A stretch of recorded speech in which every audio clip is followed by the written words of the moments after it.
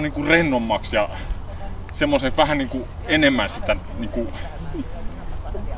miten se sanotaan, niinku, että sit pitäisi niinku käydä eri paikoissa, jotta se niinku tulisi sellainen niinku, kun se minusta se koki nyt sen vieras ihminen ja tietysti se juoksu varmaan, se on niinku nuori koira ja se vähän vaikutti siihen myöskin. Niin se on hirveän varovainen nyt kun silloin juoksuu. Niin, mutta siihen, älkää lähtekö siihen mukaan sitten. Et mulla aikoinaan oli noita omia koiraa, itse asiassa on vieläkin se narttukoira, niin se on juoksun aikana kaikkein parhaimmillaan. Et kun se pannaan piilolle haukkuun, niin se on semmoista tulta ja tappuraa, että jumalauta. Ja älkää lähtekö sen koiran mukaan, vaan ihan normaalisti koulutatte sitä, että vaikka sillä olisi juoksu, niin ihan samalla lailla kuin normaalistikin. Ei tehdä sitä numeroa. Ja sit mä laitoin tähän nyt toimintakykyyn vähän miinukselle, johtuen siitä, että se väisti siinä tilannetta. Se ei halunnut niinku kohdata mua siinä. Se ei ollut niinku varmoilla vesillä siinä. Ja siinä tuli semmonen väistämiskäytös, että se kääntyi poispäin siitä ja halusi siitä tilanteesta pois. Ja sitten se rupesi muokattua. Niin, se haki niinku apuja sieltä, että no äiti, että täällä on paha setä kiusaa, että tuu hoitaa tilanne. Onko teillä muita koiria sitten? Ei.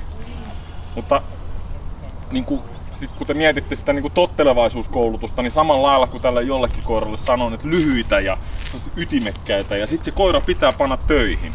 Silleen, että kun antaa sen patukan sille tai pallon, mikä se nyt on, niin sit pitää vaatia se. Että sitä ei saa päästää niinku helpolla siitä. Vaan semmonen lyhyt ytimekäs pak ja sitten pois. Ja sit samaten sitä saaliskäyttäytymistä, niin silleen voi sitten nostaa sitä koiraa. Ja tässä oli sille Beuseron ihmiselle kanssa tää teidän patukka. Joo. No mä näytän tällä.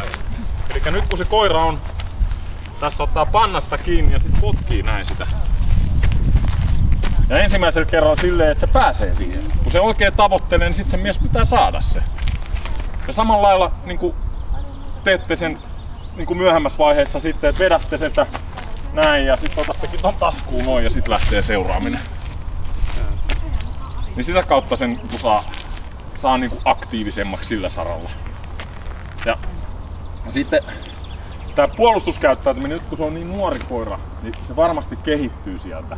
Mutta sekin oli niinku sanotaan, että nyt ihan kiikun kaakun, että melkein niinku mentiin vähän väärälle alueelle, mutta ei menty. Vaan senkin pitää se aggressioalueen sit tehdä silleen niin, että se ensin pidemmältä matkalta ja sitten vähitellen tuodaan sitä maalimiestä lähemmäs.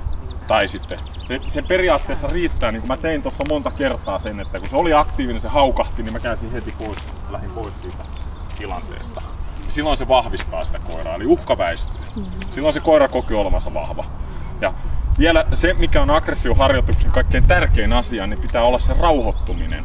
Koiraa ei ikipäivänä saa jättää siihen aggressiotilaan, niin kuin silloin kun sitä harjoitellaan aggressiota. Eli se pitää pystyä rauhoittamaan. Silloin kun nuorelle koiralle eritoten niin kun otetaan aggressiota esiin, niin silloin se pitää pystyä rauhoittamaan semmoiseen tilaan, että se on niin kuin ihan lungi sen tilanteen jälkeen. Se on, nyt ne kaikki asiat meni jo. Ja siitä pinee vasta autoon. Jos te viette sen koiran autoon semmoisessa tilassa, käy tälleen näin, se jää päälle sillä. Ja se on hirveän huono asia. Mutta tämmönen nyt tällä kertaa.